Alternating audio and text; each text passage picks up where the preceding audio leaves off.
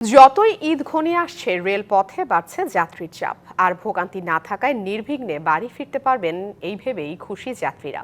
সর্বোচ্চ যাত্রী সেবা নিশ্চিত করতে এবং ট্রেন স্কেজুল যেন কোনোভাবেই বিপর্যয় না ঘটে সে বিষয়ে সচেষ্ট রেলওয়ে কর্তৃপক্ষ।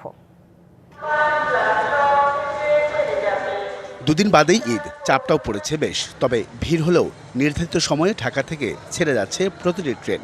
আর তাই তো ভোগান্তি আর দুর্ভোগের ছিটে ফোটাও নেই যাত্রীদের মাঝে।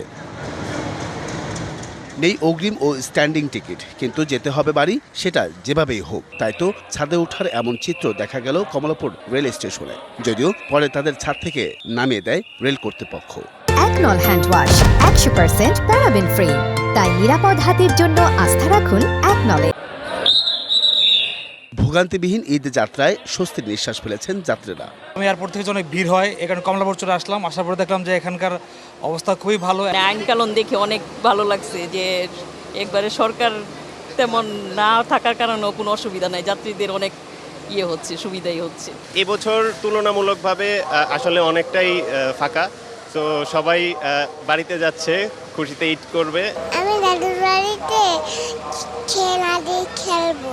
গাদাগাদি করে গেলেও কোনো কষ্ট হয় না, ঈদে বাড়িতে যাবে, সবার সাথে দেখা হবে। ভিড়টা ট্রেনের মধ্যে কম, এটা হয়তো বা টাইমলি ট্রেন ছেড়ে যাওয়ার কারণে। আগেই ভয় পাইতেছিলাম আজকে আসার জন্য, কিন্তু এরকম কিছুই নাই, মানে আলহামদুলিল্লাহ খুব ভালোভাবে যাচ্ছি। রেলওয়ে কর্তৃপক্ষ বলছে শেষ পর্যন্ত স্বস্তির আমেজ ধরে রাখতে চায় তারা। প্রবেশ পথে 3 স্তরে এই চেকিং করতেছি, যাতে টিকিট যার ভ্রমণতার এটা নিশ্চিত করা যায়। এর পরবর্তীতে ট্রেনে ওঠার পরেও ট্রেনেও চেকিং আছে, গন্তব্য স্টেশনেও চেকিং আছে। যাত্রীদের নিরাপত্তার স্বার্থে আইন শৃঙ্খলা বাহিনীর প্রস্তুতির পাশাপাশি শিডিউলের বিষয়েও সচেতনতার কথা জানান এ রেল কর্মকর্তা। Ariful Islam, DBC news, Dhaka.